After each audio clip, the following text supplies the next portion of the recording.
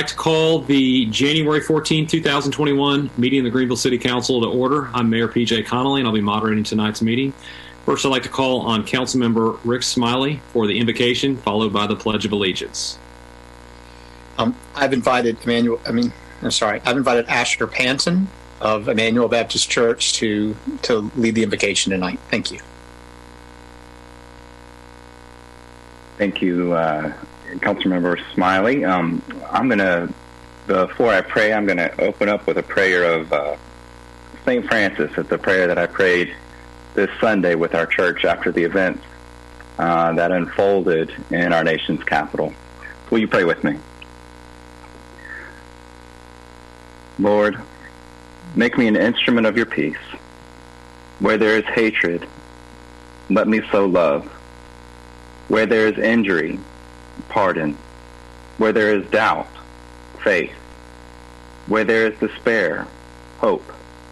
Where there is darkness, light. Where there is sadness, joy. O divine Master, grant that I may not so much seek to be consoled as to console, to be understood as to understand, to be loved as to love. For it is in giving that we receive, and it is in pardoning that we are pardoned, and it is in dying that we are born to eternal life. Lord God, tonight we do pray for all of these council members and leaders of Greenville, that you will bring them together to be a part of the healing process, Lord, not just in our city of Greenville, but a process that needs to happen across our entire nation. Lord, we do continue to remember those in our healthcare system who are caring for so many lives that are in danger and in need of love and protection and peace in this moment. And we pray for those who are suffering from this virus. God, we are thankful for the news of this vaccine that has now reached our city. And Lord, I pray that we will all be a part of the care and the peace and the protection needed for everyone dealing not only with the nationwide events, but God, the global events of this pandemic. Lord, lead us and guide us and give us wisdom in everything we say and everything we do. Lord, we are thankful for the opportunity to be a part of your kingdom. And we pray these things in Jesus' name. Amen. Amen. Amen. Please stand for the Pledge of Allegiance.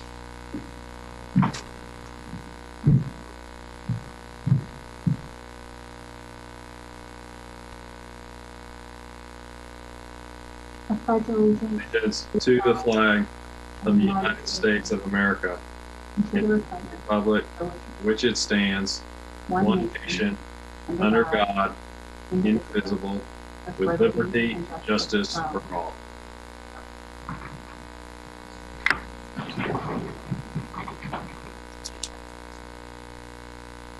Madam Clerk, will you please call the roll? Yes, sir.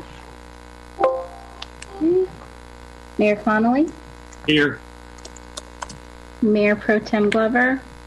Mayor Pro Tem Glover has informed us that she will not be attending tonight's meeting. Councilmember Daniels. Present. Councilmember Bell. Here. This is Councilmember Bell here. Thank you. Councilmember Smiley. I'm here. Councilmember Litchfield. Here. Present. Councilmember Meyerhofer. I am here. Okay. Mayor Connolly, we have a quorum. Thank you very much. We'll now move on to the approval of tonight's agenda. Madam Manager, are any recommended changes? Mayor, the agenda stands as presented. I would ask the council to add a closed session. The attorney can provide the motion for that closed session at the conclusion of the main agenda. All right. And also, I'd like to add a special recognition after the approval of the agenda. Move to approve the revised agenda. Second. All right, motion made by Councilmember Smiley, second by Councilmember Daniels. All those in favor say aye. Those opposed say nay. I'll now call on the city clerk for the vote. Okay. Councilmember Daniels. Aye. Councilmember Bell. This is Councilmember Bell. Aye. Okay. Councilmember Smiley. Aye. Councilmember Litchfield. Councilmember Litchfield, aye. Councilmember Meyerhofer. Aye. Motion passes, Mayor, 5-0. Thank you very much. We'll now move on to special recognition.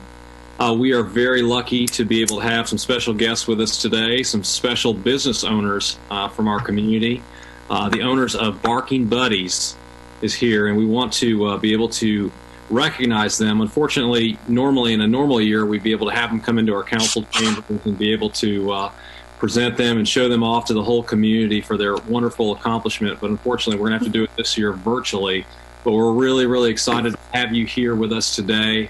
I'd like to read a proclamation, and then I'll talk a little bit more about your business, and I'll give the floor over to you to make a few comments as well.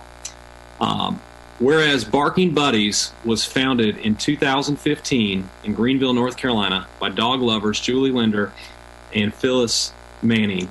Miss Linder and Miss Manning, along with their 20 staff members, provide a unique boarding experience for pets and their owners. And whereas Miss Linder and Miss Manning have channeled their passion for taking care of dogs into a successful business, earning the distinction of being selected as one of Business North Carolina's 2020 Small Business of the Year.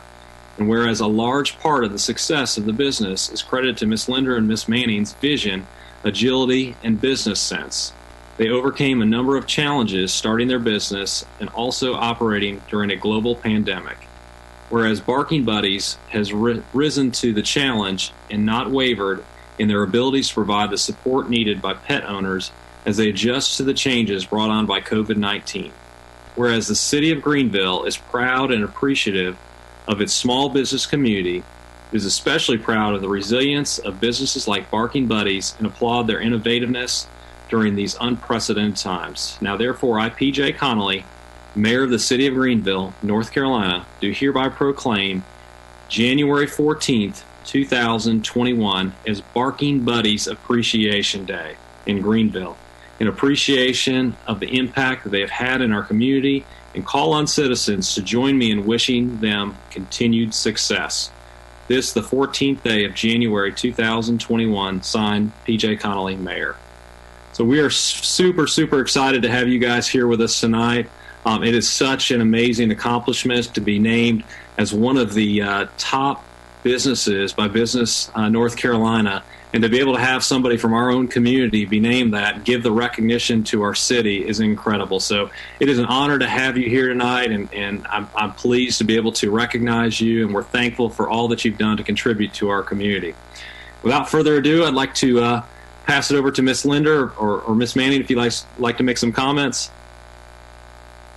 Sure. Thank you, Mayor Conley. That's just heartwarming to hear. Today is Barking Buddies Appreciation Day.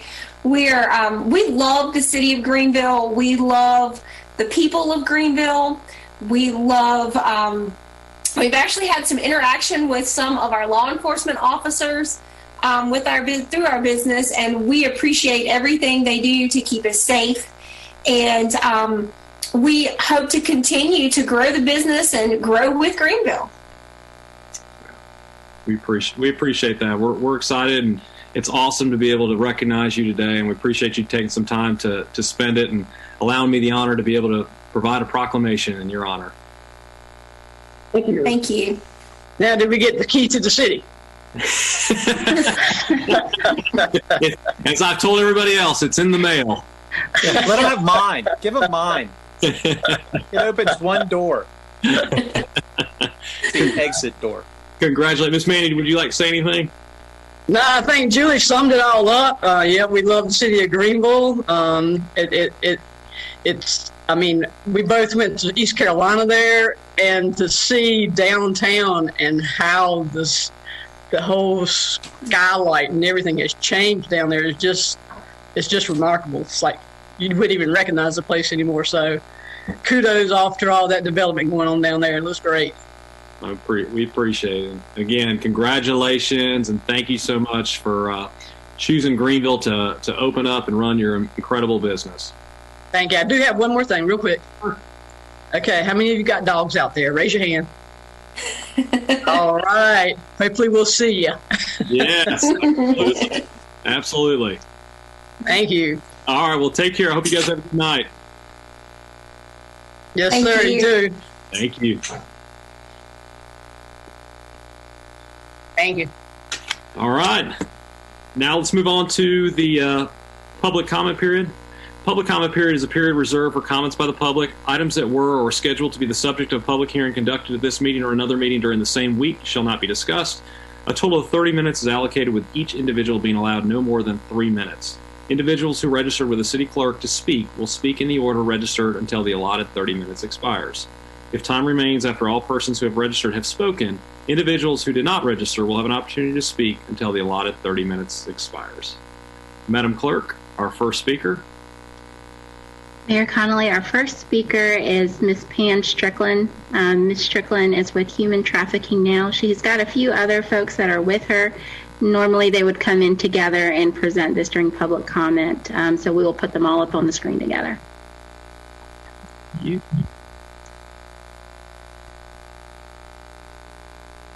Ms. Strickland, we just need to unmute. Ms. Strickland, you're still muted. I'll start your timer as soon as you unmute.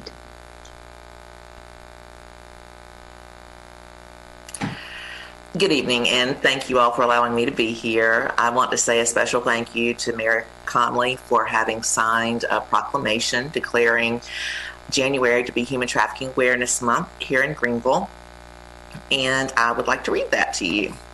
I believe I do have some colleagues with me, but I am not seeing them on my... Travis White, who is a detective with the Pitt County Sheriff's Office, is a member of the Pitt County Coalition Against Human Trafficking, and so we're glad that he is here. Melinda Sampson, who is the Community Outreach Coordinator for NC Stop Human Trafficking, is here. I thought we had some other people coming, but I'm not able to see them. So I will apologize in advance if I left out recognizing you. So I will read the proclamation. Whereas human trafficking involves the recruitment, harboring, transportation, or provision of a person for labor or commercial sex through the use of force, fraud, or coercion, and whereas human trafficking violates basic human rights and deprives victims of human dignity and freedom. Victims are dehumanized and forced into modern-day slavery, and whereas it is imperative that we educate our communities, our young people, and families to take an active interest in learning how to recognize the risk and resist predators who use coercion and threats to manipulate children as young as 12 into labor or sex trafficking. And whereas, in recognition of the need for that education, the North Carolina General Assembly enacted legislation mandating that sex trafficking prevention and awareness information be included in the sex education curriculum in North Carolina. Whereas, in recognition of the importance of access to services, the North Carolina General Assembly enacted legislation effective January 1st, 2018, requiring that many businesses post the National Human Trafficking Hotline. And whereas the City of Greenville is committed to protecting people vulnerable to human trafficking and taking action to ending human trafficking through prevention, prosecution, and partnerships, now therefore, I, PJ Connolly, Mayor of the City of Greenville, do hereby proclaim January 2021 as Human Trafficking Awareness and Prevention Month in the City of Greenville and commend its observance to all citizens. So I'd like to thank the mayor for signing that proclamation.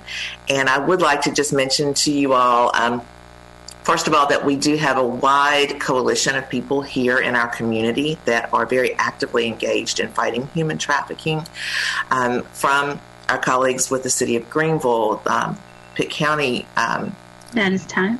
Administration. And I'd just like to say thank you.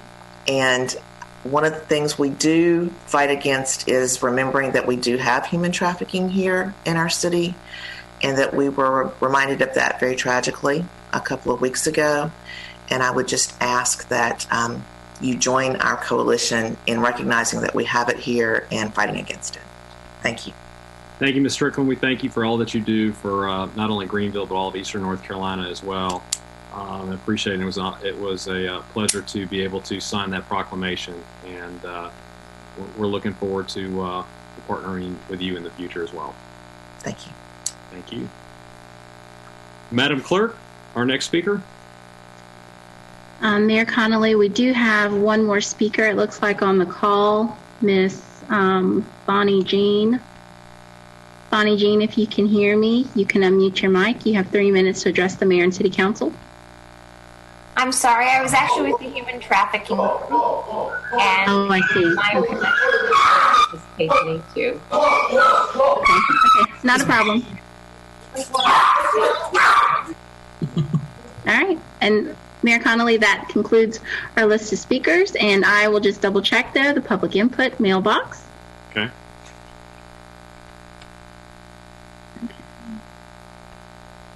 All right, and we have not received any messages for public comment. All right. Thank you very much. I guess we'll close the public comment period. Part of me starts to think that maybe that would have been more appropriate with we would have barking buddies. I thought that too. That would have happened. That would have been right on cue. So, all right, we'll move on to the next item, which is appointments. Madam Clerk. Okay. Appointment list. First board is the Board of Adjustment. Mayor Connolly. I would like to appoint Ryan Pirtle to that. Okay. So if anyone would like to make a motion. Second that. I'll move to approve the mayor's appointment. All right. I'll second it, Meyerhofer. Thank you very much. Okay. Motion was made by Councilmember Smiley, second by Councilmember Meyerhofer. All those in favor say aye. Those opposed say nay. I now call on the city clerk for the vote. All right. Councilmember Daniels. Aye. All right. Councilmember Bell. This is Councilmember Bell. Aye. Okay. Councilmember Smiley. Aye. Councilmember Litchfield. Aye. Councilmember Meyerhofer. Aye. All right. Motion passes, Mayor, 5-0. Thank you very much. Congratulations, Mr. Pirtle. Okay. Next is the Environmental Advisory Commission. Councilmember Meyerhofer. I'll be continuing that one, please. Thank you. Mm-hmm. Next is the Historic Preservation Commission. Councilmember Daniels. I wanted to appoint all three of those that are eligible. Okay, and that is Justin Edwards, Andrew Moorhead, Moorhead. Yep, and Robert Wright. Okay. Robert Wright. Second. All three of them. All right. Motion's been made by Councilmember Daniels, second by Councilmember Smiley. All those in favor say aye. Those opposed say nay. I'll now call on the city clerk for the vote. Okay. Councilmember Daniels. Aye. Councilmember Bell. This is Councilmember Bell. Aye. Councilmember Smiley. Aye. Councilmember Litchfield. Aye. Councilmember Meyerhofer. Aye. Motion passes, Mayor, 5-0. Thank you very much. Congratulations to Mr. Edwards, Mr. Moorhead, and Mr. Ray. Okay. Next is the Human Relations Council. That board is assigned to Mayor Pro Tem Glover, who is not with us tonight.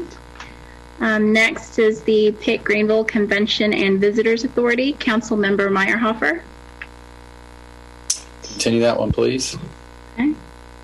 Next is the Police Community Relations Committee. That's a direct appointment. Councilmember Daniels. I'll continue, please. Okay. And finally is the Youth Council, and again, that one is assigned to Mayor Pro Tem Glover, who is not with us tonight. And that concludes the appointments, Mayor Connolly. All right. I think, do we have one more for a liaison position? Is that right? Yep, we do need a liaison for the Multimodal Transportation Commission. That is correct. And that's a direct assignment from you. You don't need a vote. Is anybody very interested in being a liaison for our new board and commission that we just created? Who were the liaisons to the appointment to the commissions that were folded into it? I believe one was maybe Councilmember Bell, and the other one I think was Councilmember Daniels. Rock, paper, scissors? I think they should be given first choice. First option. All right. Either of you have a preference? No. Okay. How soon do we need to do this, Madam Clerk? You can make it at any time. You don't have to do it at a meeting, so you can just let me know and I can send out a memo. I will talk to both of you and we will discuss that, and then I'll make an appointment at that time. Okay. All right. Trade your stormwater. All right. We'll move on to our agenda, which is the next one is public hearings. Public hearing. This is the policy of the public hearings adopted by the City Council. The petitioner or a representative of the petitioner and a leader of those in opposition will each have 10 minutes. Persons following them will have up to 3 minutes each, with a total for each side no more than 30 minutes. Additionally, I want to remind those in attendance to extend the courtesy to persons speaking during the public hearing and to the City Council during discussions. Comments made by members of the public are to occur only during the public hearing as allowed by the mayor in accordance with the adopted policy of the City Council. There should be no interruptions of speakers or council members, including expressions of support or disagreement, verbally or by applause, as this is distracting and makes discussion difficult. We thank you for your cooperation. Madam Manager, our first public hearing. Thank you, Mayor. The first public hearing is an ordinance to annex Happy Trails Farm LLC property involving .227 acres located along the western right-of-way of the Southwest Bypass and 300 feet south of Stansburg Road. And Chief Planner Shante Gooby has that presentation. Ms. Gooby?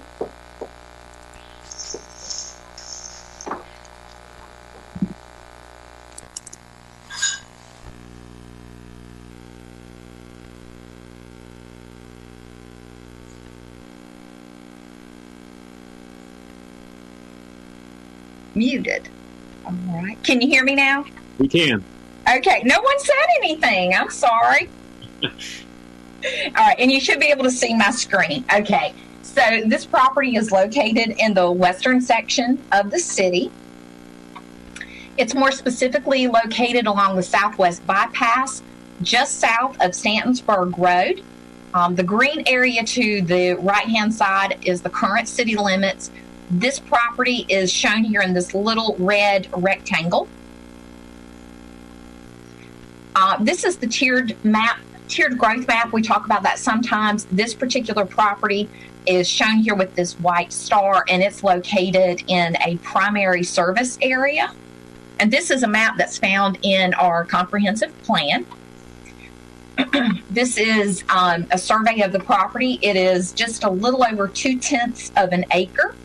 It's located in the Schoolhouse Branch Harris Mill Run watershed. It'll be located in voting district number 1. It is anticipated to be a billboard, and the estimated tax value is $30,000. And I will be happy to answer any questions.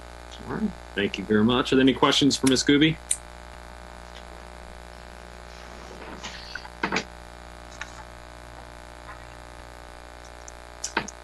All right, seeing none, the public hearing is now open. Those to speak on behalf of the applicant may come forward.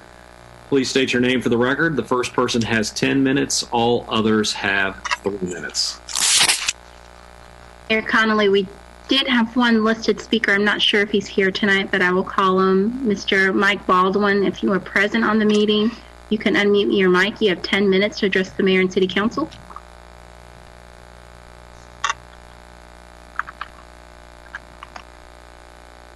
And again, I do not see him. Someone from his office had called and said there was a possibility he might not be here tonight. So I will just call you one more time. Mr. Mike Baldwin, if you are present, you can unmute your mic and you have 10 minutes to address the mayor and city council.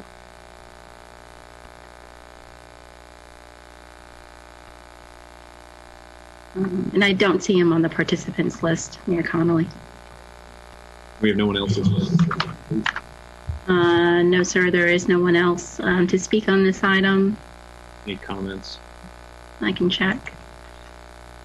Again, public comment.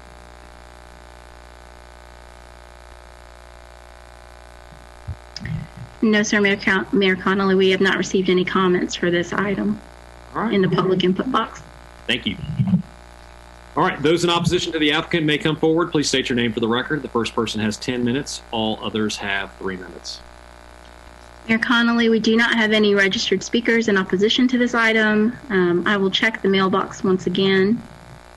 And we have not received any comments in opposition to this item. All right. Thank you very much. The public hearing is now closed. Open for a board discussion. Move to approve the item. Hold on.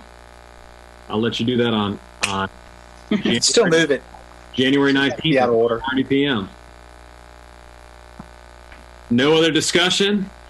Pursuant to Senate Bill 704, the public has 24 hours after the conclusion of the public hearing to submit written comments, and such comments shall be forwarded to the council. Please see the city's website for instructions on how to submit comments. Madam Manager, our next public hearing.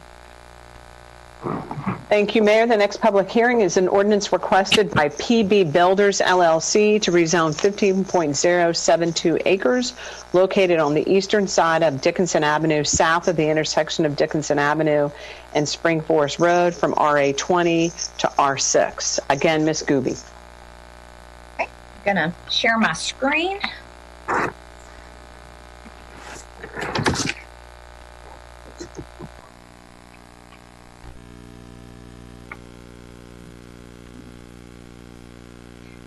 This property is basically centrally located in the city.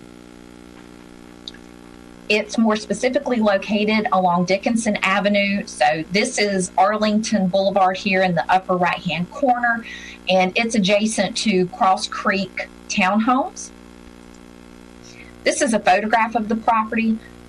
This property is very long. There is a single-family home just right up on Dickinson Avenue. This is a survey of the property. It's just a little bit over 15 acres.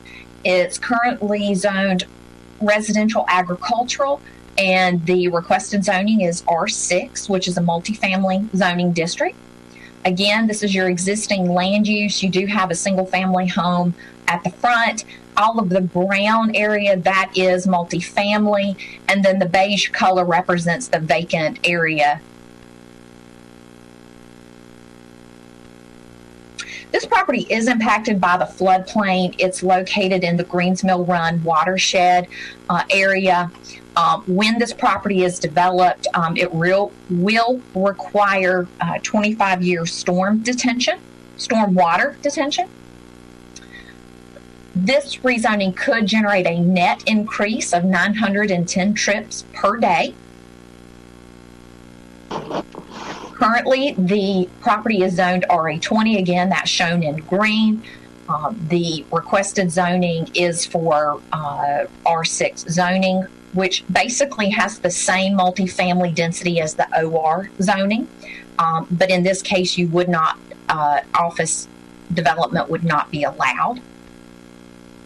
Under the current zoning, it could yield about 30 single-family homes, and under the requested zoning, it could yield about 165 multifamily units.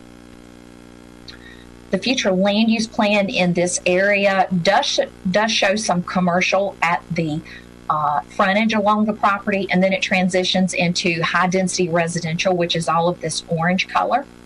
And again, the requested zoning is part of the high-density residential character.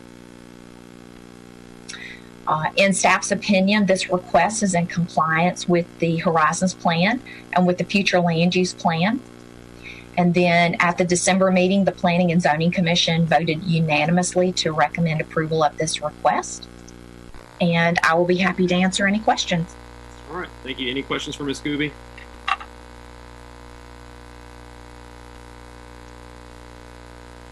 I'm not sure if there's going to be anybody to speak in favor of it or in opposition, but has there been any discussion as far as traffic mitigation over there? I routinely get complaints about, I guess, the traffic density in that section of Dickinson Avenue. I know it's in NCDOT Road, but I do know that we've had some pretty bad accidents, I believe, right where I think Spring Forest Road and Dickinson Avenue intersect.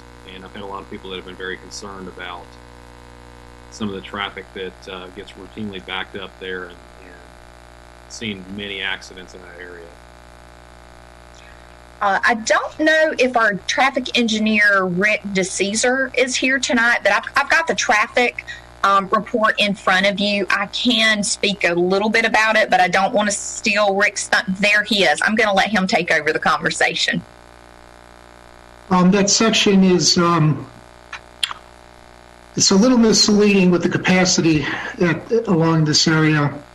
There's a lot of transitioning in that section. There's dedicated auxiliary lanes, especially south of this section, which do not take into account it just being a 4-lane section. If you think about it, the 900 vehicles per day was split 60-40, and it's basically 500 and 300, which are 2% increases, 3% increases, and that level of activity is 50 per day, or 50 for the peak hour, and 30 for the peak hour, on both sides of that driveway. I don't really see it being an issue. It's peak hour generated. Again, the section south of it especially is very distinct in its lanes, dedicated lanes going to each of the roadways or driveways. But I can't speak to accident history. Yeah, I mean, I would probably venture out to say that the vast majority of the traffic's probably going to take a right-hand turn out of this particular development. But I don't know if there's a discussion that can be had in the future with the NCDOT and something similar along the lines of delineations, maybe like we've done over on Arlington Boulevard and Greenville Boulevard. Mr. Mayor, we can barely hear you. Can you hear me? A little bit. Can you hear me now? Okay.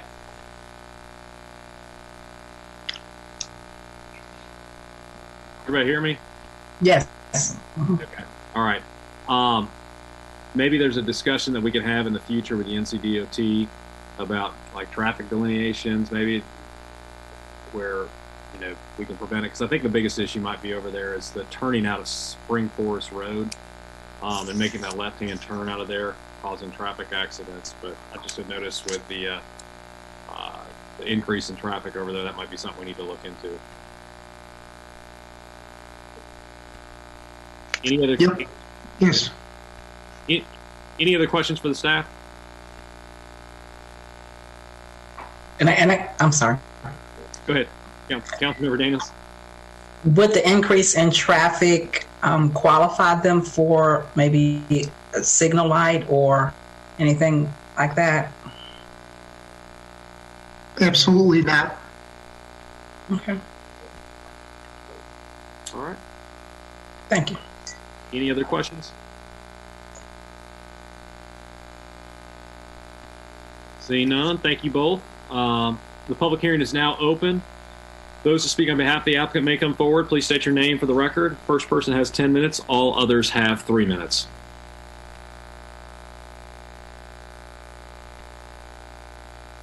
Mayor Connolly, the only speaker that we had on the list for tonight in favor was Mr. Mike Baldwin, and I'll check again if he is in the room now.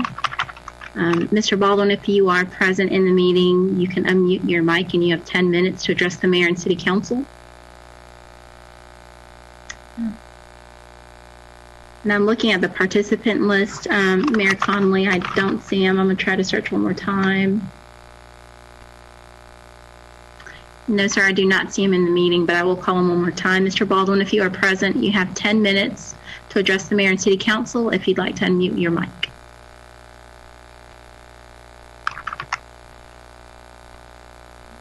I don't see him in here. All right. Anyone else that would like to speak in favor of the applicant may come forward. Please state your name for the record. You have 3 minutes. Mayor Connolly, we do not have anyone else signed up for this item. I can check the public input box. We have not received any messages in favor of this item. All right. Thank you. Those in opposition to the applicant may come forward. Please state your name for the record. The first person has 10 minutes. All others have 3 minutes. Mayor Connolly, we do not have any registered speakers signed up to speak in opposition to this item, and I will check the public input inbox again. And we have not received any messages in opposition to this item either. Thank you. Public hearing is now closed. Open for board discussion.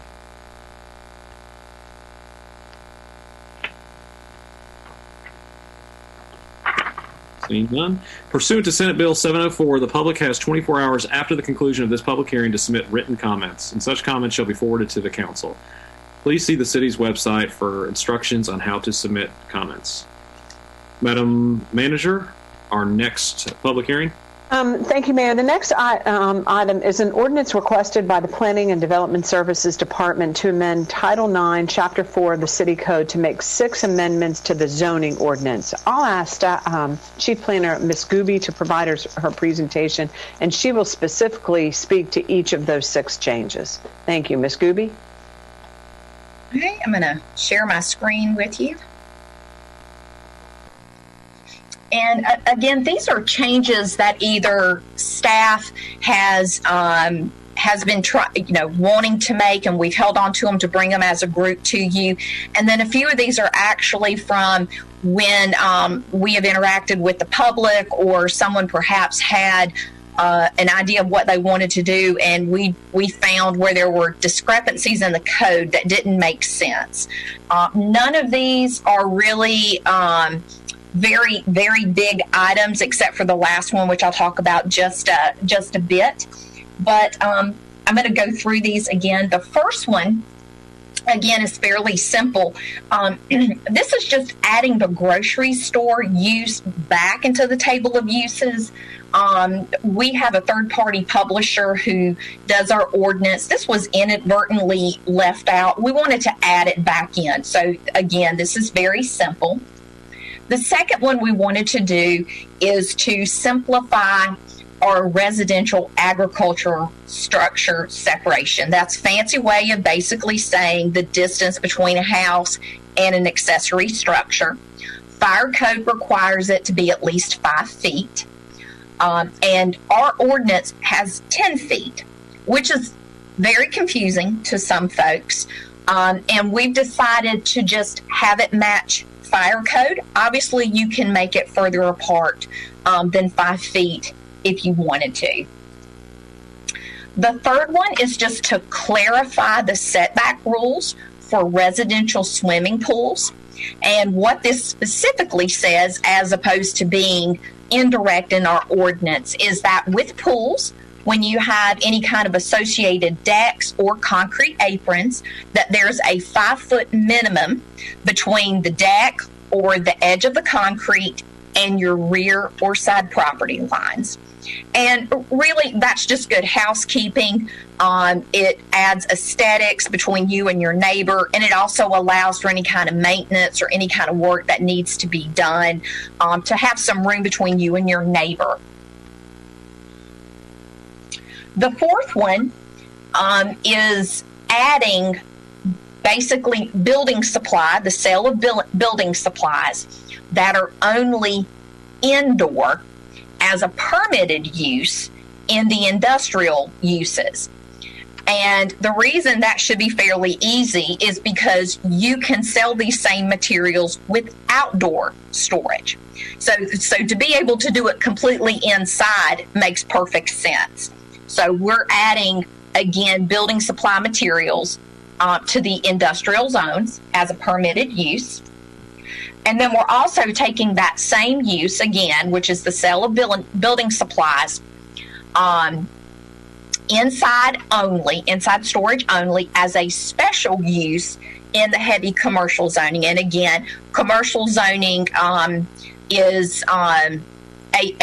a bit more restrictive than industrial. So that's why we've added it as a special use.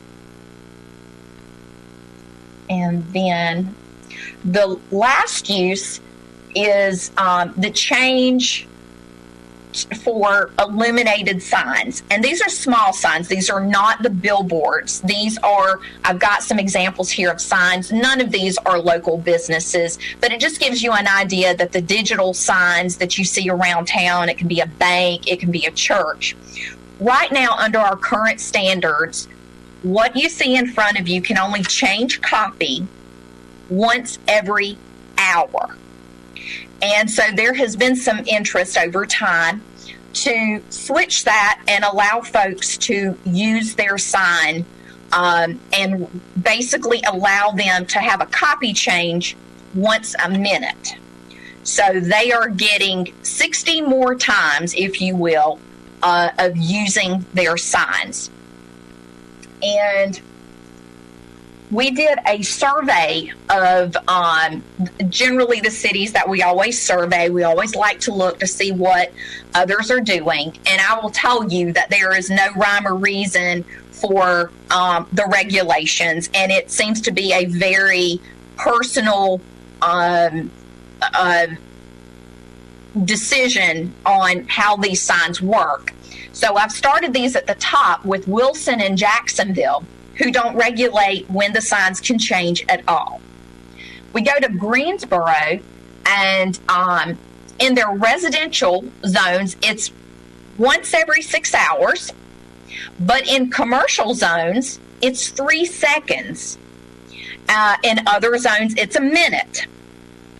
We have Fayetteville with 6 seconds, Charlotte with 8 seconds. Wilmington is just like ours. No, I'm sorry. Wilmington is once every 60 seconds. Winston-Salem, once every 2 hours. Asheville, every 4 hours. Raleigh, every 6 hours.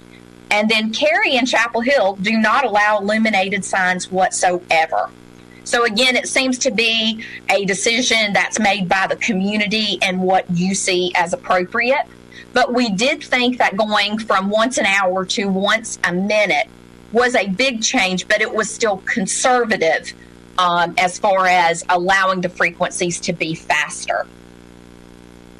So the planning board at its December meeting unanimously recommended to approve all the requests. However, the commission was interested in revisiting the conversation about the sign changes, and they wanted to have more conversations. And the interest they had was to basically have the changes be more frequent. So less than a minute, which is the current request. And with that, I will be happy to answer any questions, or I can go back any of the slides if you need me to. Thank you, Ms. Gooby. Any questions? So it seemed to me there's no prevailing wisdom out there about the safest route for when these should and should not be changing, particularly by a roadway. That's the consensus that I have found. Yes. Okay. Is that there is no consensus. Right. Yeah, that's exactly what I was saying. Okay. Thank you. Any other questions?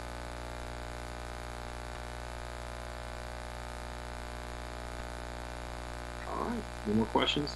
Public hearing is now open. Those who speak on behalf of the applicant may come forward. Please state your name for the record. The first person has 10 minutes. All others have 3 minutes. Mayor Connolly, we do not have any registered speakers to speak in favor of this item, and I will check our inbox. And we do not have any messages in favor or in support of this item. All right. Thank you. Those in opposition to the applicant may come forward. Please state your name for the record. The first person has 10 minutes. All others have 3 minutes. Mayor Connolly, we do not have any speakers registered to speak in opposition to this item, and I will check the inbox once again. And we have not received any messages in opposition either. All right. Thank you. Public hearing is now closed. Open for board discussion.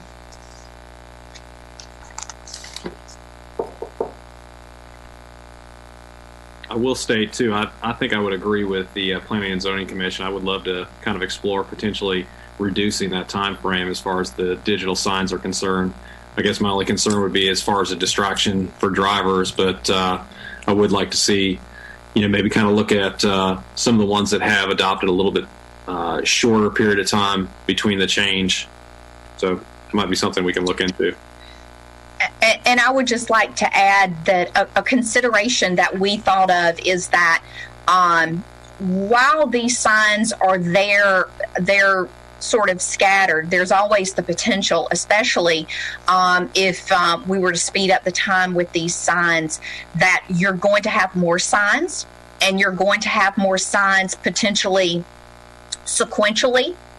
And so the signs are going to be rotating on different schedules. So, when you have a very short time between copy change, you either can be very distracting, or people are kind of slowing up to try to see the message that just passed. So that's why we were trying to keep it conservative we probably are going to keep seeing more signs.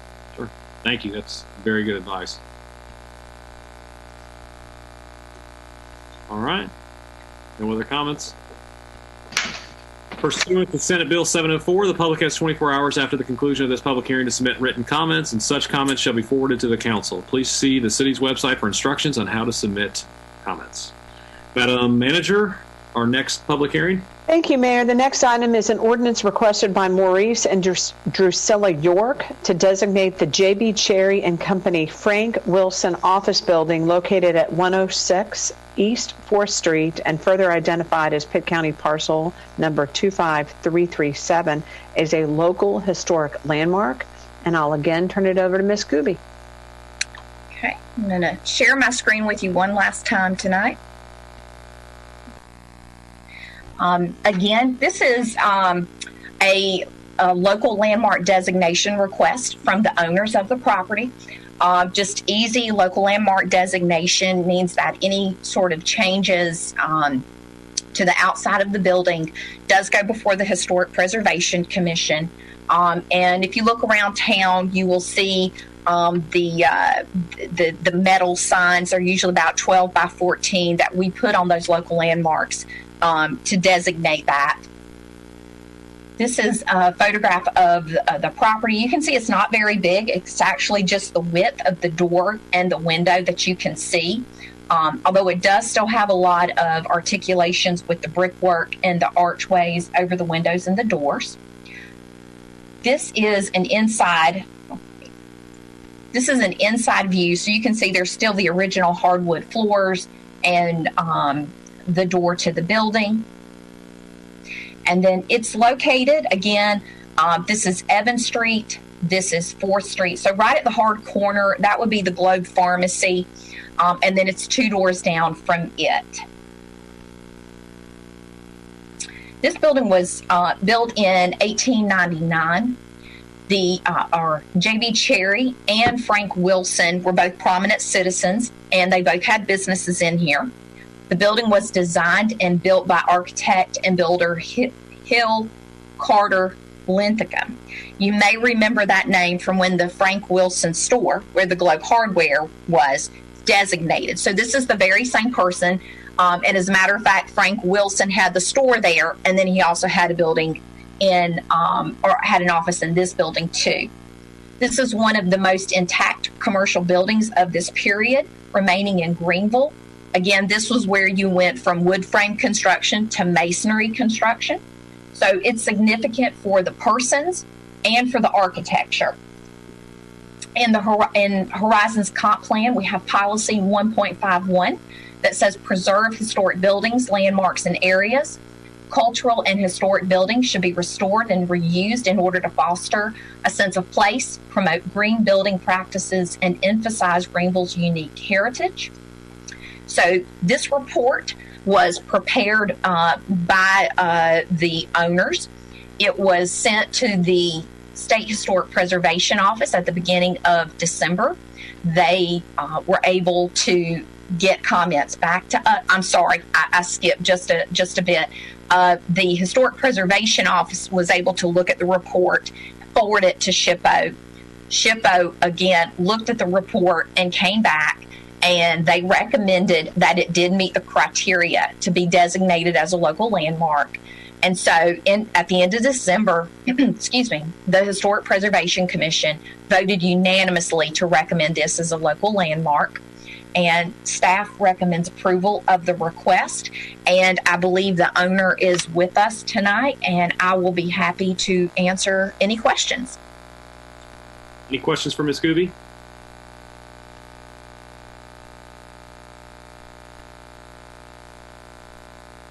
All right, seeing none.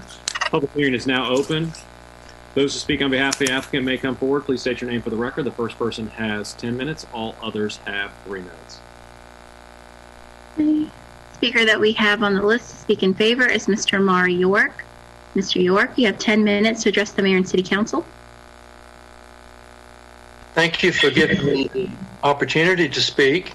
And I wish to thank the members of the Historic Preservation Commission, Tony Parker and Shante Gooby for their work in bringing this ordinance to you for your consideration. My wife and I believe that this building is both historically and architecturally important.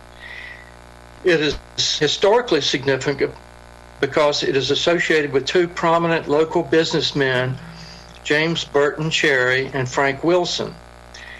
It was built in 1899 following a disastrous fire that destroyed many frame businesses along Evans and 4th Streets. Our building and others that were built after the fire were of masonry construction. This was part of a building trend in Greenville and elsewhere during the late 19th and early 20th centuries. Fires were a serious threat, both commercial and residential structures. Greenville's ascendancy as a center of tobacco warehousing and processing provided the incentive for investors to rebuild quickly with safer and more durable materials. The building is important architecturally because it was designed and built by Hill Carter Linthicum, a well-known architect and builder from Henderson, Durham, who was in town to oversee the construction of a brick tobacco factory.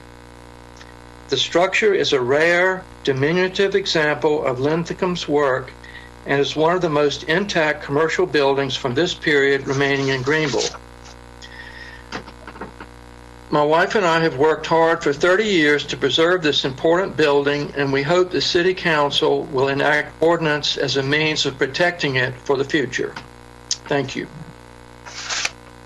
Thank you. Any questions for Mr. York?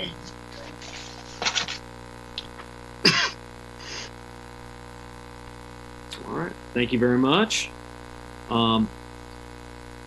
Anyone else would like to speak on behalf of the applicant may come forward. You have 3 minutes. Please state your name for the record. Mayor Connolly, we do not have any additional speakers in favor of this item, and I will check the inbox. We have not received any messages in favor of this item either. All right. Thank you. Those in opposition to the applicant may come forward. Please state your name for the record. The first person has 10 minutes. All others have 3 minutes.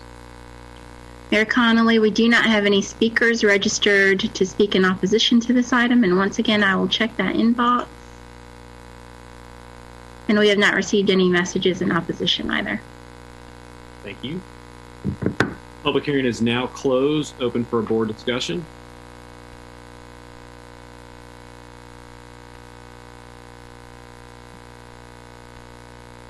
Seeing none, pursuant to Senate Bill 704, the public has 24 hours after the conclusion of this public hearing to submit written comments, and such comments shall be forwarded to the council. Please see the city's website for instructions on how to submit comments. Madam Manager, our final public hearing for the night. You're on mute. That might work a little bit better if I unmute myself. We are, the council is to consider a resolution to amend an economic development agreement with Grover Gaming, Inc. And I will share my screen. Okay, we're good? We are. Great, so I'll run through this presentation. Now, okay, there we go. Grover Gaming, Inc. is a software development and design company. It was founded in 2013 and is based in Greenville. The company designs develops software, game content, and gaming systems. It is considered one of the fastest growing, if not the fastest growing company in eastern North Carolina. Currently, Grover Gaming employs 167 full-time employees in Greenville and a total of 235 for the company. Back in February of 2020, the city approved a job creation grant of $1,000 per job for 5 years for a total of up to $500,000 for the creation of 100 new jobs. Grover Gaming now seeks to provide for additional expansion into Greenville and to create, identify Greenville as its headquarters. It anticipates creating 200 additional new jobs with an average salary of $50,645. These new positions will include software developers, game designers, artists, quality assurance engineers, human resource specialists, and others. They'll make a capital investment of approximately $12.5 million, and the company pays 100% of the employee health insurance for full-time employees. Grover Gaming seeks to amend their existing job creation grant to add an additional incentive, which would provide another $1,000 per job for up to $100,000 per year for 2 additional years to begin in FY 26-27, which will coincide with the completion of their first job creation grant. These jobs, in addition to the original 100 jobs, will have to be retained for an additional 3 years. And so with that, we recommend that the council approve the amended job creation grant for Grover Gaming by adding 2 additional years, FY 26 and 27, in the amount of $1,000 per job, up to $100,000, for a total grant award of not more than $700,000. All right. Any questions for... I do, Mr. Mayor. Ms. Wall? Smiley. Mr. Councilmember Smiley? Yes. I think you have mentioned this in the past, City Manager Wall, but the location of the jobs, I know that the software industry is the kind of place where you can telecommute quite easily, and I'm sure that's very good for most companies, but clearly the purpose of these grants is to support jobs here in Greenville, right? Yes, Councilmember Smiley, and the job creation grant actually includes a provision that would require that these jobs, and I'm looking for the exact language, that these jobs, let me find the exact language, would be housed, that we would provide the incentive for those jobs that are housed in Pitt County. Okay, so these additional jobs, in order to receive the incentives, would have to be housed in Pitt County. And we feel like we have a good way of having them document that. Yes, we do. You don't have to tell it to me. I just want to make sure we have thought through that. We do. Thanks. Thank you. All right. Any other questions for Ms. Wall?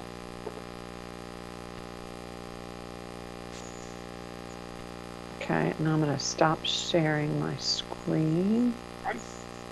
The public hearing is now open. Those who speak on behalf of the applicant may come forward. Please state your name for the record. The first person has 10 minutes. All others have 3 minutes. Mr. Mayor, we have Mr. Mark Downing speaking in favor. Mr. Downing, you have 10 minutes to address the mayor and city council. Good evening, Mayor Connolly and the rest of City Council. As Madam Clerk said, I'm Mark Downey of Grover Gaming. As a local and homegrown company, we are immensely proud of our ability to contribute to long-term prosperity of this region. Our new headquarters will be a first-of-its-kind technological campus in this area. We are excited to witness firsthand the benefits that such a campus and the creation of hundreds of new jobs will provide to the city and the region we have always called home. We are proud of our partnership with the City of Greenville, and thank you for the same. I would also like to thank Ann Wall and the Greenville ENC Alliance for all their work and assistance during this grant process, and I'm happy to answer or address any questions that the council may have. All right. Thank you very much. Are there any questions, Mr. Downing? Again, me. Member Smiley? Mr. Downing, thank you so much for all of y'all's efforts here in Greenville. I did want to give you a chance to speak to the same question I asked the manager. In I'm certainly telecommuting a lot. I work for the university, and they've told us all go home and work from our homes. How does Grover Gaming deal with the ability of people to work from multiple locations, and how that impacts your goals and your intention with creating a corporate headquarters, a campus here, and bringing people to our area? Well, during this current pandemic, we're providing a more flexible work environment where a lot of our software and development personnel are able to telecommute or work remotely from their homes here in the area. We're attempting to partner with the Pitt Community College and with ECU in general to create more of a pipeline direct to try and keep and retain local graduates here in the area. And then we also recruit nationally, and we provide relocation assistance and benefits, either all the way paid or even less, in an attempt to bring people to our area and keep them here. And so with the campus, as I'm sure with any development project, we're still a few years out. So I fully hope that we're out of this pandemic by then and we can resume some sort of normal operations. But we're talking about over 100-acre campus with tens of thousands of square feet of office space, and something that's truly unique and a first of its kind in this area. And so we take the current situation seriously, and we recruit locally and nationally, and we're very cognizant of the concerns that you raised. All right. Thank you, Mayor. All right. Thank you very much. Any other questions, Mr. Downing? Councilmember Smiley, Emmanuel McGirt, City Attorney. The agreement on page 4 at the bottom of the page 4 does say that all jobs must be physically housed in Pitt County. So that language is in the agreement. Thank you, Mr. McGirt. Any other questions, Mr. Downing? All right. Seeing none. Thank you. Anyone else that'd like to speak on behalf of the applicant may come forward. Please state your name for the record. You have 3 minutes. Mayor Connolly, we do not have any additional registered speakers for this item, and I will check the inbox. We have not received any comments in favor of this item either. Thank you very much. Mm-hmm. Those in opposition to the applicant may come forward. Please state your name for the record. The first person has 10 minutes. All others have 3 minutes. Mayor Connolly, we do not have any speakers registered to speak in opposition to this item, and again, I will check the inbox. And we have not received any messages in opposition for this item either. All right. Thank you. Public hearing is now closed. Open for board discussion.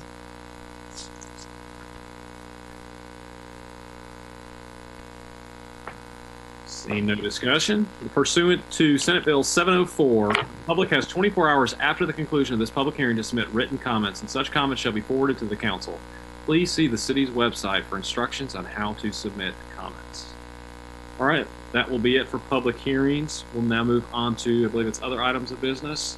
Madam Manager? Thank you, Mayor. The next item is the approval of the right-of-way agreement and memorandum of understanding with Metro FiberNet LLC, and I will again share my screen. Okay, and I have this presentation.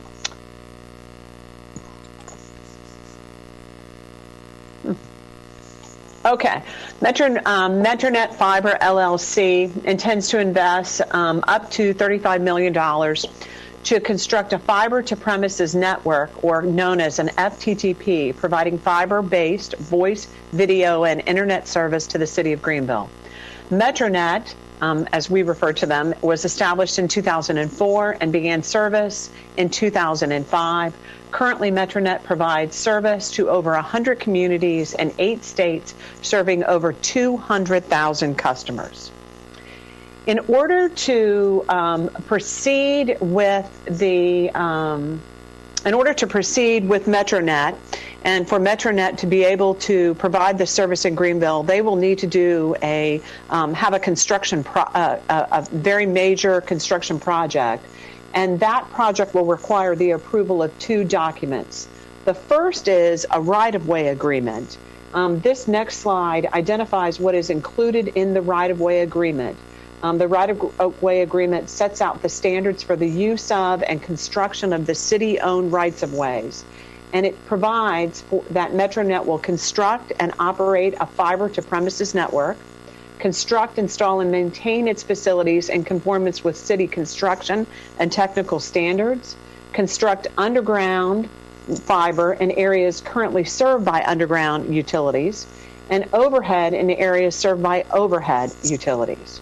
A MetroNet may excavate and disturb pavement, curb, gutter, sidewalks, driveways, and will be responsible for restoring those. MetroNet may also disturb landscaping on the back of the curb and in non-traffic areas, and will be responsible for restoring those landscaping features with like materials. It's important to point out that construction, it will be a very large and extensive construction project, and that construction will occur 7 days a week from 7 a.m. to sunset. And the only difference would be on Saturdays and Sundays, MetroNet would not be permitted to do any underground boring. The other document that will need to be approved by the City Council will be a provision, we refer to it as a Memorandum of Understanding. This Memorandum of Understanding sets out MetroNet service standards. And these include that MetroNet will again build this fiber to the premise network, which will provide residential service in the manner of voice, phone, a video, phone, and internet service, and some wireless home networking. And for businesses, it will provide hosted PBX internet and fiber service. The project, we believe, and MetroNet believes, will take approximately 2 years for the physical construction. MetroNet has agreed to construct its network and serve no less than 90% of the city currently not served by an existing FTTP provider. MetroNet will implement a construction communication plan to alert residents and businesses of any impending work, and will be allowed to conduct door-to-door sales between the hours of 10 a.m. and 7 p.m. With that, they will receive a solicitation or a peddler's license is what we refer to it, and those that are employed by MetroNet will have to carry the permit as well as identification.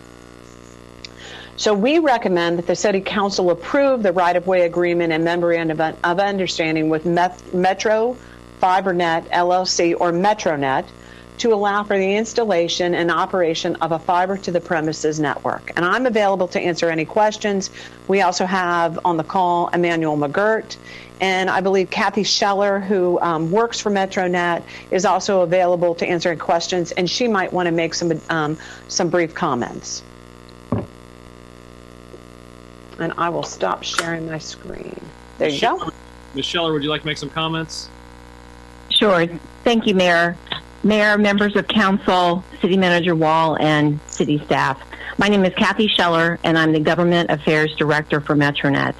Again, as City Manager Wall indicated, we are a fiber optic company that provides true fiber optic connections directly to the home or business, providing high-speed internet, broadband connections, and that also services TV and phones. Our lowest offering, which is very important as we know, especially now, we know now more than ever the importance of broadband. Our lowest offering is symmetrical speeds of 100 meg down, 100 meg up. Our highest offering to the home is a gig down, and a gig up. What's great about this, and as City Manager Wall indicated, this is a major infrastructure build. This is on par with building roads, building railroads back in the day, putting telecommunications options into a city. This is a major investment on behalf of our organization with the hope that we can impact the residents of Greenville. You know, we do very well, as City Manager Wall mentioned, we are in over 100 plus communities. We do extremely well in university towns because people understand the importance of technology, especially now more than ever. And East Carolina University was something that attracted us to the city, as well as working with city officials on coming up with both of these agreements. I would be amiss if I did not thank the city staff for their efforts in working with us on coming up with amicable agreements that would allow us to make this investment and make an impact in the city of Greenville. As city officials, I certainly understand your role and your responsibility is to offer the residents of Greenville choice. We believe that Metronet will come into Greenville and offer your residents another opportunity of choice to achieve their broadband needs and capability. The one differential that I will state right now about, and I've done this in many municipalities and try to explain, is the difference between a direct fiber optics connection and one that is to the node or to the neighborhood. Are the only devices that will be on your fiber are yours. The only devices that will be connected to fiber optics are the ones in your home, thus allowing you to maintain your speeds, thus allowing you to work from home, to allow your children to work remotely. We're extremely excited by the opportunity that's presented before us to become a part of the Greenville community, and I'm happy to answer any questions. But again, I would like to thank the city on behalf of our entire organization for your assistance in putting together these agreements, which amend all law, work with all laws, and keep everything fair. But to work with us as a business coming into Greenville and making a substantial investment, we truly appreciate that opportunity and hope to be able to make an impact with the residents and businesses alike of the city. Thank you, Ms. Scheller. Councilmember Smiley, you have a question? Ms. Scheller, I wonder if you could talk a little bit about the your experience in other cities with the digital divide and the challenge that infrastructure hasn't always been delivered to all parts of communities equally, and we've certainly seen that in our community where some people have tremendous assets in the way of nice fast broadband, the ability to for their kids to go to school easily even in these trying times where others perhaps have not. I know that the contract calls for 90% of the city to be connected, and I wonder if you could speak to what circumstances drive your decisions about where to locate, and and what types of places are more difficult to take service. Because again, if we're going to do this as a city, I think all of us believe it's important that the whole city, infrastructure needs to go everywhere. So that's the offer I make to you. Could you talk a little bit more about that? Certainly, Councilmember Smiley. Again, we certainly understand, especially now, more than ever, as mentioned earlier, the impact of the digital divide. I will state this, I've been across our entire footprint. Never in agreement have we ever put no less than 90% of any city. What we allot for in that 10% is density. Density is very important to us in connectivity. We're a business. We're coming in. We're making this private investment. That's something that we look at. So we allot for that in 10%. The other 10% we allot for typically is privately held streets, private communities, privately held, MDUs or apartment buildings. We have to allot for that, which is why we have that 90%. I will take a mention about the digital divide. What I like about our organization is we're large enough to get the job done, but we are small enough to talk with city leadership continually during the process to come up with ways to address the digital divide. The digital divide, half of it is about education, educating people on what is the importance of the internet. How can we work with you? We've had major program success in other communities that we've looked at as best practices. We're in Lexington, Kentucky. We have worked with that city on ways to address the digital divide. We're in Tallahassee, Florida, are working with that city on ways to address the digital divide. This is in addition to the no less than 90% that we're going to provide coverage for in Greenville. We are very open to discussions. We are very open to being a community partner in this initiative because our company, now more than ever, understands the importance of that. Thank you very much. Any other questions for Ms. Scheller?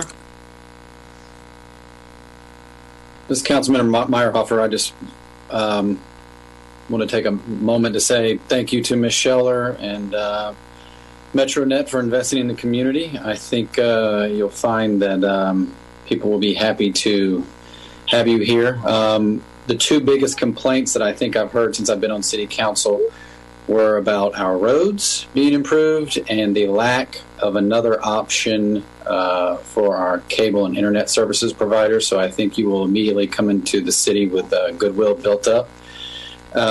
Two items that were already addressed, but I just wanted to mention to you, Ms. Scheller, out loud.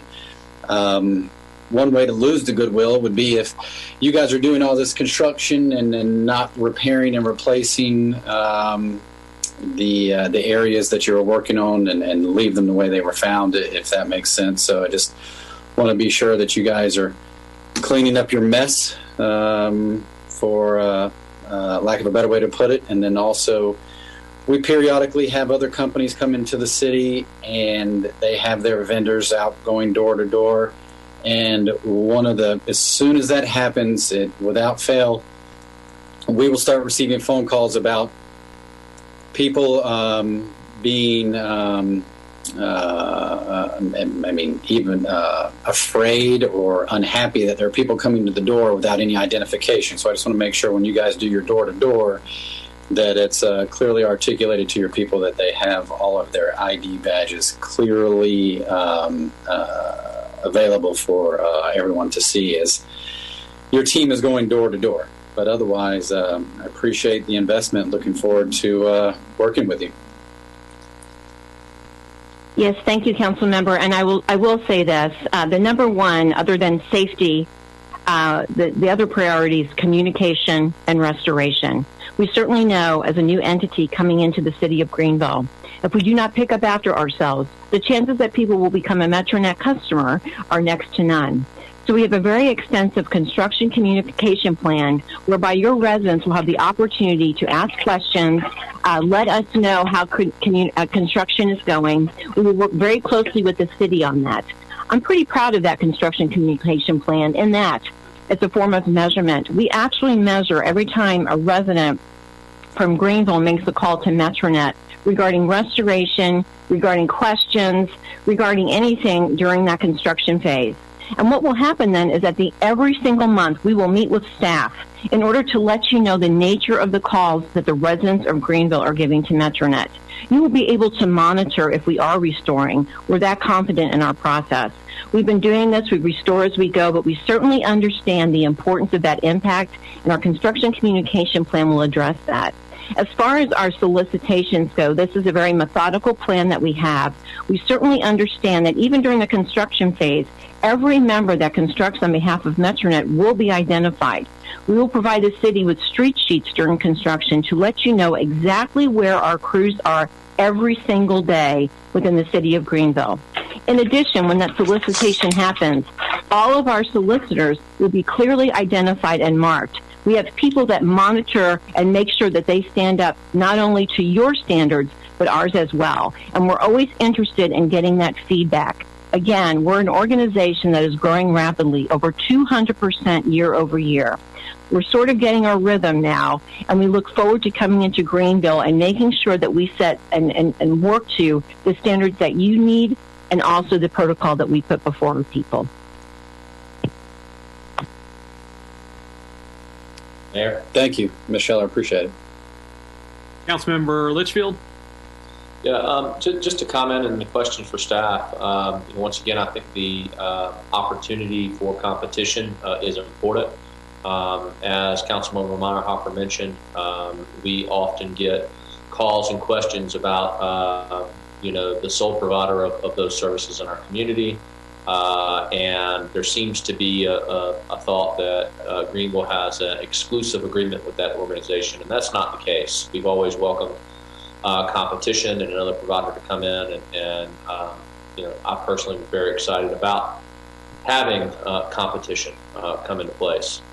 So that's wonderful. Thank you to MetroNet for investing in Greenville and investing in our community. It's a big investment, and we certainly will hold your feet to the fire on the things that you just commented on about making sure that your organization cleans up when messes are made, and there's good communication.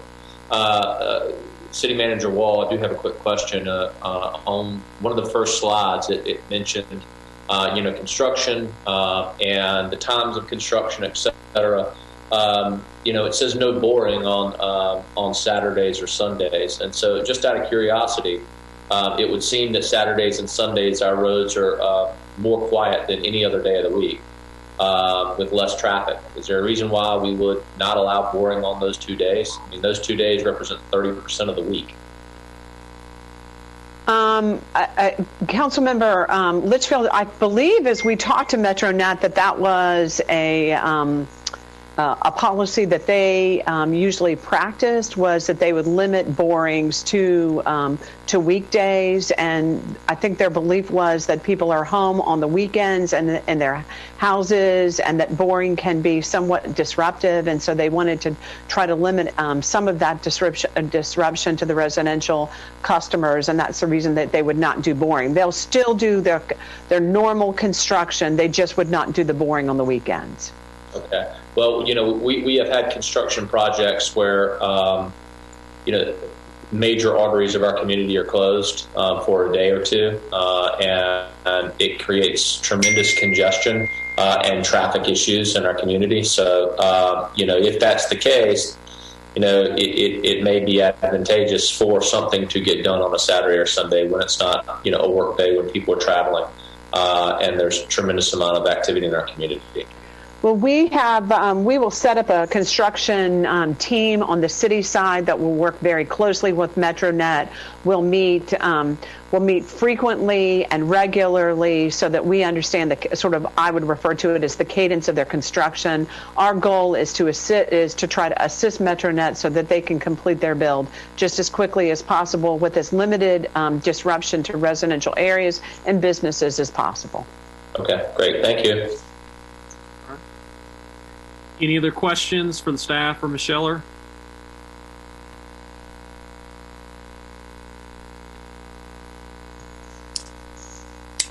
I do want to reiterate too. I appreciate MetroNet's interest in our community. I was very fortunate to see your team and meet your team, and I was very impressed with everybody. And I do also want to note that this is a large, significant private investment. A lot of these other companies that are going to communities are requesting that the city actually build the infrastructure or provide large incentives to be able to come into the community and sometimes ask us to build it, and then they will run the systems. So to be able to have a company like MetroNet come in to be able to offer those services in our community and do it all with private dollars, I think is very, very exciting for our city. So, Mayor, we would need a motion for the approval of the right-of-way agreement as well as the Memorandum of Understanding with Metro FiberNet. Can we all move together? We all make it like a joint movement. We all move. We all want to see. Perhaps the city attorney might just want to remind the council that we did send out one additional agreement that had some minor revisions to it. Exactly. City Attorney McGurk. Yeah, Mayor and Council, I sent you all a revised right-of-way agreement. The city and MetroNet have been discussing this matter. And so that is the revised agreement sent to you this afternoon is the agreement we want you to adopt. And so that will be in the minutes and the public will know about it. I will ask Deputy Clerk, Ms. Camilla Smith, to just place the revised agreement on the screen so the public will know what is being enacted by the council. So that agreement that was sent on today made some revisions, mainly merging the excavation permit by Public Works into the agreement, and both sides think this works best. So you have a merged agreement. The permit is now merged into the right-of-way agreement. Other comments I'd like to tell council that we're joined tonight by Mr. Gabriel Dusablon with the law firm of Cawley Pridgeon. He worked with the city. Their firm represents cities and dealing with telecommunications providers, and we think we have a solid agreement that protects the city's interests. We have performance bonding requirements, insurance, indemnification that protects the city's limited right-of-way. And also the question about the digital divide.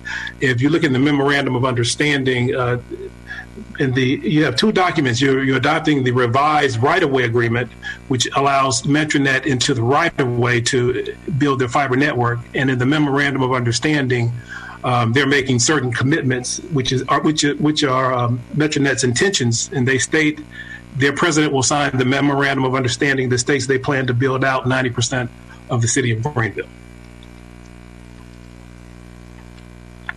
All right, thank you.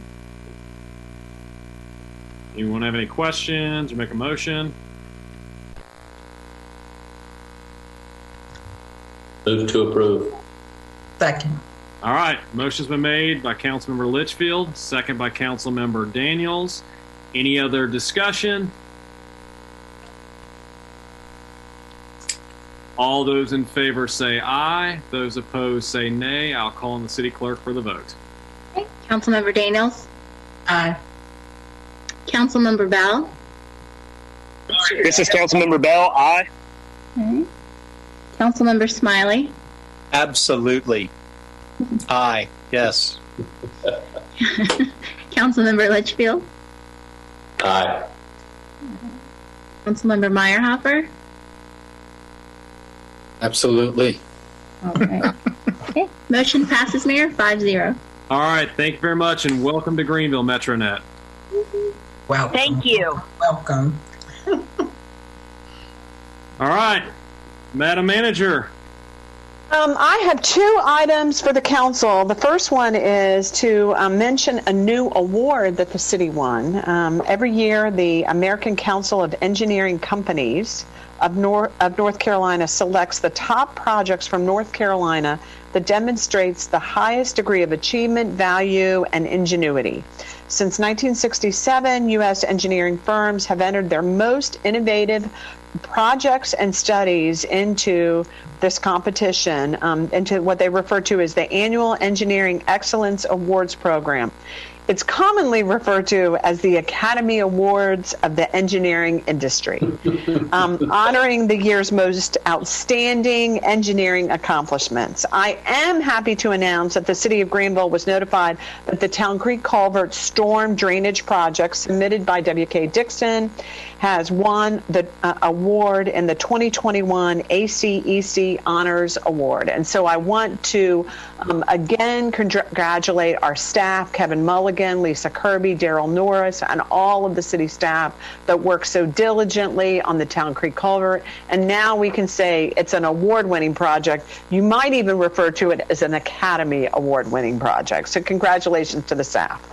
Is this Academy Awards program televised? I don't know. I'm looking for that gold statue. We'll have to find that gold statue. The last item I had was I sent the council a note about your annual planning session. The staff has worked on a series of options, and we conferred with the mayor about those options. And what we would like to do is hold the planning session via Zoom. But we would abbreviate that planning session, and so with that, we would hold it on January the 22nd, as it's originally scheduled from about 4 o'clock to 7. But we would not need the Saturday session that was planned, and so what I would ask you, the council, to consider canceling the Saturday, January 3rd planning session, as we will hold it all on the 22nd. Absolutely. I second that. All right, I'll take a motion from Councilmember Meyerhopper, second by Councilmember Daniels. You got that, Mrs. Clerk, Miss City Clerk? Yes, I've got it. All right. All those in favor say aye. Those opposed say nay. I'll now call on the City Clerk for the vote. Okay. Councilmember Daniels? Aye. Okay. Councilmember Bell? Councilmember Bell? This is Councilmember Bell. Aye. Okay. Councilmember Smiley? Aye. Councilmember Litchfield? Aye. Councilmember Meyerhopper? Aye. Okay. Motion passes, Mayor, 5-0. All right. Thank you very much. Anything else from the City Manager's report? Are we good? We're good. Thank you. All right. We'll move on to comments from the Mayor and the City Council. Let's start this time with Councilmember Daniels. Okay. Just wanted to remind everybody of the Chamber of Commerce in Greenville's 24th Annual Community Unity event this Monday. It will be via Zoom this year. It can be seen on the Chamber of Commerce Facebook page or on GTV9. Please participate and attend. This year's kind of special because we get to venture outside of Greenville so everyone can kind of see how we celebrate. Thank you. All right. Thank you, Ms. Daniels. I should say Councilmember Daniels. We'll move on to Councilmember Bell.